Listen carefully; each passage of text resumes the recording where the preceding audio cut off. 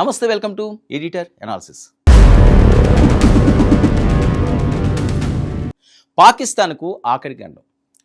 మరో 1971 సంచలన చరిత్ర పునరావృతం. గ్వాదర్ నుంచి ఇస్లామాబాద్ వరకు 6 కోట్ల మంది బలూచ్ ప్రజల చారిత్రక విప్లవం. డాక్టర్ మొహరంగ్ బలూచ్ నేతృత్వంలో ప్రజా పోరాటం. పాక్ సైన్యం కిల్ అండ్ డంప్ నిరసనలు. భారత్ అమెరికా ఐక్యరాజ్య సమితికి విజ్ఞప్తి. దక్షిణాసియా మ్యాప్ను మార్చేసే బిగ్ జియోపాలిటిక్స్ డ్రామా. ప్రపంచ పటంలో ఒక దేశం సరిహద్దులు తుడిచిపెట్టుకుపోతున్నాయా? దశాబ్దాలుగా పాకిస్తాన్ సైనిక బోట్ల కింద నలిగిపోతున్న ఒక మహానేల అంతర్జాతీయ వేదికపై తన స్వతంత్ర సమర సింహగర్జన చేసిందా? 1971లో భారత్ వేసిన వ్యూహాత్మక దెబ్బకు తూర్పు పాకిస్తాన్ ముక్కలై బంగ్లాదేశ్గా రూపాంతరం చెందింది. సరిగ్గా 5 దశాబ్దాల తర్వాత పాకిస్తాన్కు అంతకంటే ఘోరమైన వినాశకర గండం ముంగిట ఇప్పుడు నిలిచింది. మేం పాకిస్తాన్లో భాగం కాదు, మాది స్వతంత్ర దేశం, దాని పేరే రిపబ్లిక్ ఆఫ్ బలూచిస్తాన్ అంటూ 6 కోట్ల మంది బలూచ్ ప్రజల ప్రతినిధులు అంతర్జాతీయ సమాజం ముందర సంచలన ప్రకటన చేశారు. ఆగస్టు 11ను తమ అధికారిక స్వాతంత్ర దినోత్సవంగా ప్రకటించడమే కాదు, సొంత జాతీయ గీతం, అధికారిక కరెన్సీ, విదేశాల్లో దౌత్య కార్యాలయాలు కూడా ఏర్పాటు చేస్తున్నామని ప్రకటించి ఇస్లామాబాద్ పాలకుల గుండెల్లో రైళ్లు పరిగెత్తిస్తున్నారు. అసలు బలూచిస్తాన్లో ఏం జరుగుతుంది? చైనా వేల కోట్ల పెట్టుబడులను పాకిస్తాన్ ఉనికినే ప్రశ్నార్థం చేస్తున్న ఆ సంచలన జియో పొలిటికల్ డ్రామాలేంటి?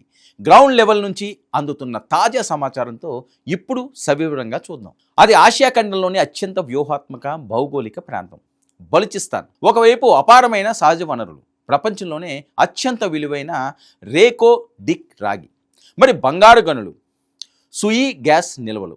మరోవైపు చైనా ఏకంగా $62 బిలియన్ నిర్మించిన China Pakistan economic corridor CPEC మకుటాయమాయమైన గ్వాదర్ పోర్ట్. కానీ ఈ సంపదంతా పాకిస్తాన్, పంజాల్, చైనా వ్యాపార దిగ్గజాల పాలవుతుంటే స్థానిక బలూచ్ ప్రజల జీవితాలు మాత్రం దారిద్ర్యంలో, ఆకలి కేకల్లో నలిగిపోతున్నాయి. మరి ఈ క్రమంలోనే బలూచ్ విముక్తి ఉద్యమ నేత మీర్యార్ బలూచ్ చేసిన ప్రకటన అంతర్జాతీయ రాజధానుల్లో ప్రకంపనలు సృష్టిస్తుంది. ఇకపై తమ దేశం పేరు రిపబ్లిక్ ఆఫ్ బలూచిస్తాన్ అని ప్రపంచవ్యాప్తంగా ఉన్న బలూచ్ ప్రజలందరూ ఆగస్టు 11ను స్వాతంత్ర దినోత్సవంగా జరుపుకోవాలని పిలుపునిచ్చారు. ప్రతి ఇల్లు, పాఠశాల, ప్రభుత్వ కట్టడాలపై బలూచిస్తాన్ జాతీయ జెండాను రెపరెపలాడించాలని పిలుపునిచ్చారు. అసలు ఆగస్టు 11వ తేదీకే బలూచ్ నేతలు ఎందుకు ప్రాధాన్యత ఇస్తున్నారు? దాని వెనుక ఒక చారిత్రక రక్తాక్షరి ఉంది. 1947 ఆగస్టు 11న బ్రిటిష్ పాలకులు భారతదేశాన్ని వదిలి వెళ్లే సమయానికి కలాల్ రాచరిక రాజ్యమైన బలూచిస్తాన్ తనను తాను స్వతంత్ర దేశంగా ప్రకటించుకుంది.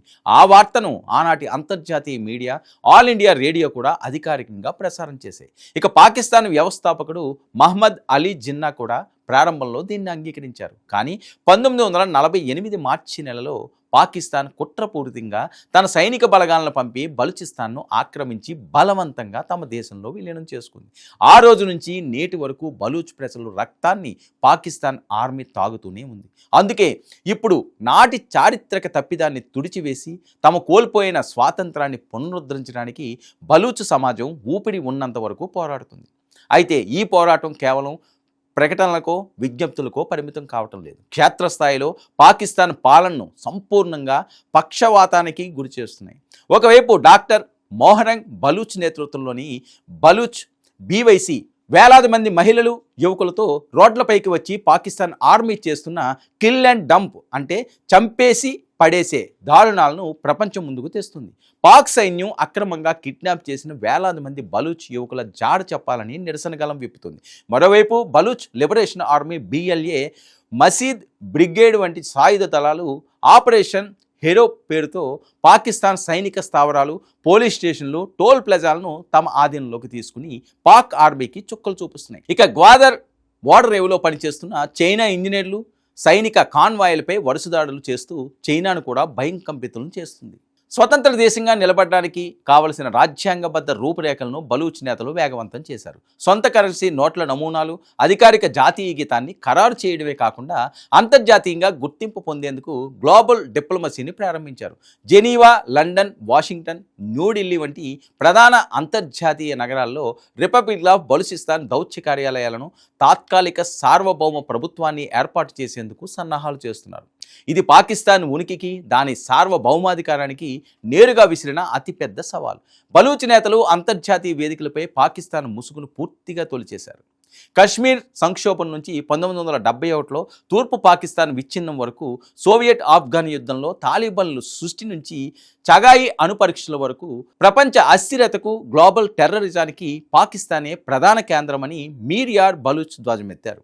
పాకిస్తాన్ అనే దేశం ఇలాగే ఉగ్రవాద స్థావరంగా కొనసాగితే దక్షిణాసియాలో మాత్రమే కాదు, ప్రపంచంలోనే శాంతి ఉండదని హెచ్చరించారు. ఐక్యరాజ్య సమితితో పాటు భారత్, అమెరికా, యూరోపియన్ యూనియన్ వంటి ప్రపంచ శక్తులు తమ రిపబ్లిక్ ఆఫ్ బలూచిస్తాన్ను అధికారికంగా గుర్తించాలని, దౌత్యపరమైన నైతిక మద్దతు ఇవ్వాలని విజ్ఞప్తి చేశారు. అణచివేత ఎక్కడైతే హద్దులు దాటుతుందో అక్కడ తిరుగుబాటు అగ్నిపర్వతమై బద్దలవుతుంది. ప్రస్తుతం పాకిస్తాన్ తీవ్ర ఆర్థిక సంక్షోభంలో, రాజకీయ అస్థిరతతో అప్పుల ఊబిలో కూరుకుపోయి ఉంది. ఇటు చైనా కూడా తన $1 బిలియన్ పెట్టుబడులు మునిగిపోతున్నాయని తీవ్ర ఆందోళనలోనే ఉంది. మరి ఇలాంటి క్లిష్ట సమయంలో బలూచిస్తాన్ ఇచ్చిన ఈ బిగ్ షాక్ ఇస్లామాబాద్ పాలకుల గుండెల్లో వణుకు పుట్టిస్తుంది. ఒకవేళ అంతర్జాతీయ సమాజం, ముఖ్యంగా ప్రాంతీయ శక్తిగా ఉన్న భారత్, అలాగే ప్రపంచ శక్తి అయిన అమెరికాలు బలూచ్ ప్రజల వైపు మొగ్గు చూపితే ప్రపంచ పటం నుంచి పాకిస్తాన్ మరో ముక్క కావడం ఖాయం. ఈ చారిత్రక, భౌగోళిక, రాజకీయ పరిణామాలు ముందు ముందు ఎలాంటి మలుపులు తిరుగుతాయనేది వేచి చూడాల్సిందే. ఏదైనప్పటికీ కూడా పాక్ పూర్తి స్థాయిలో ఇక తన దేశాన్ని కోల్పోవలసిందే. అంటే ఆక్రమితంగా ఆక్రమించుకున్న బలూచ్ను వాళ్ళు వదులుకోవాల్సిన పరిస్థితి వచ్చింది. అదే జరిగితే పాకిస్తాన్ పరిస్థితి మరి ప్రపంచంలో ఏ రకంగా ఉంటుందో, వాళ్ళు చేసిన తప్పులు ఈరోజు వాళ్ళకే శాపాలుగా పరిణమించాయా అన్నది పెద్ద ఎత్తున వస్తున్న వార్తల నేపథ్యం. అమెరికా, భారత్, రష్యా 3 బలూచ్ వైపు నిలబడితే పాకిస్తాన్, చైనా కూడా ఏమీ చేయలేని పరిస్థితి, చేతులు ఎత్తేసే దుస్థితి వస్తుందన్నది టాక్. చూద్దాం మరి ఏం జరుగుతుందన్నది. ఇది ఈనాటి editor analysis. Stay tune to 9 news.